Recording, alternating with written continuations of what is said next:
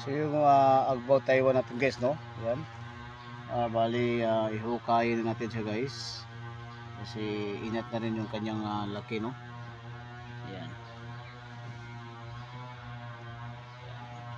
Tatapusin natin to guys sa ating malaking training pot. Mabilis lang itong makukuha guys dahil ito yung kung saan tayo nagpapawild ng Agbaw Taiwan is nakapatong to sa sako. Yan. So yung tumago sa sako lang guys, yun lang puputulin natin, tapos yun mabilis na natin siyang ma-hunt, no? Yan, tingnan nyo guys, dali siyang gumagalaw.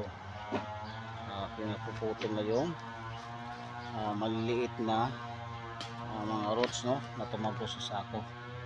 Ayan.